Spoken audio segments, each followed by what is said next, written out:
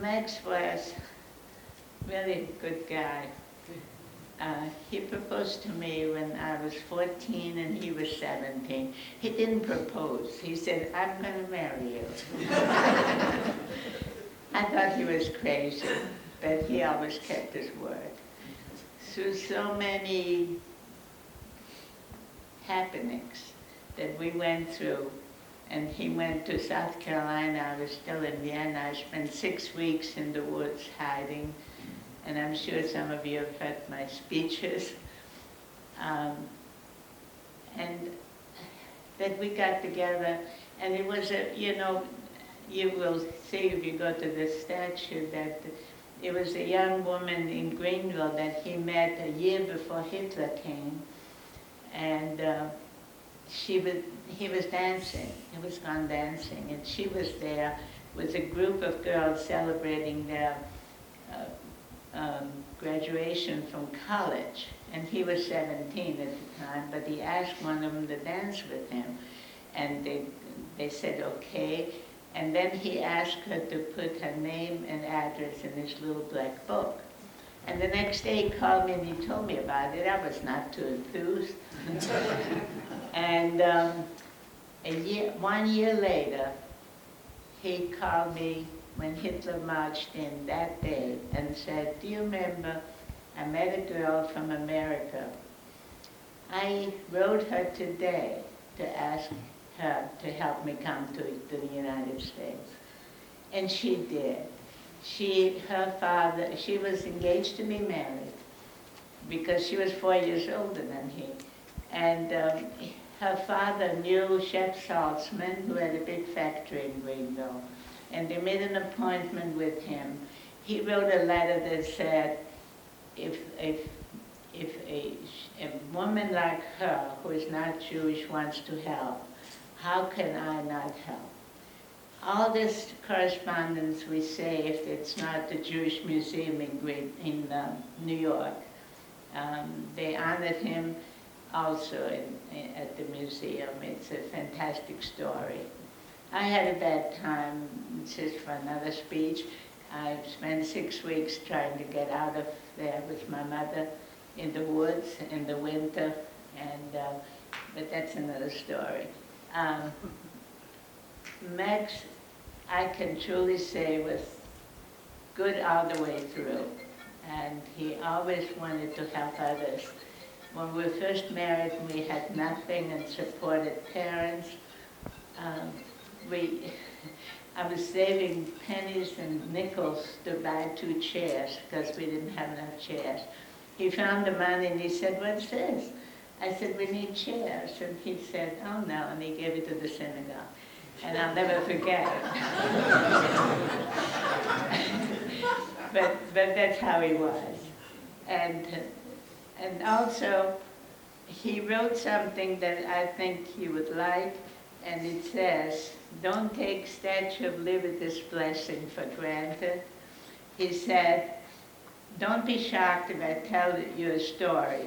This is a story of a longing and desire. Continue to read and you'll see what I mean."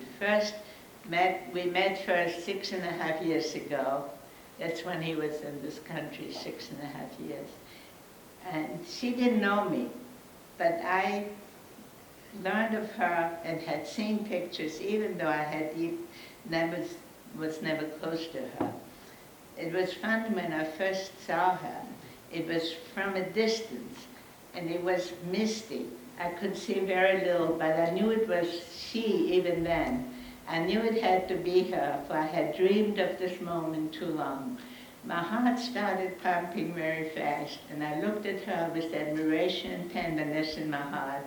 Perhaps this was only another dream. For years I had been longing to meet her, and there she was, so close to me. She meant so much to me then and still does. Freedom from fear, freedom from want, freedom of religion, freedom of speech. Maybe you guessed it by now. Yes, the Statue of Liberty, a wonderful symbol. Have you ever seen her? She's beautiful. To me, she meant life, not existence. Freedom, not slavery. For nights on end, I was kept awake with the thought of her, the first symbol of America. You should love her just as much, and you should be proud of her for what she meant to you and me and what she stands for. She looked like a mother and also like a sweetheart.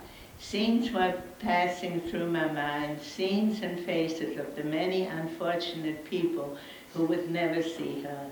And of those who will never know what she stands for, I also thought of those who never cared to know her. Slowly we passed her. I turned around and continued to look at her. I made a promise to myself then to do nothing to make her ashamed of me, to love her forever, to have faith in her and in the people she protects. Make this promise too. Don't take her for granted. Think about her and don't neglect her. Be thankful, for you never had to dream of her. You always had her, and she always protected you.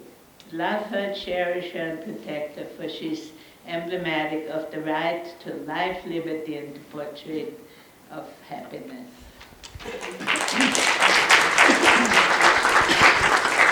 One thing I wanted you to know that we weren't telling at the time.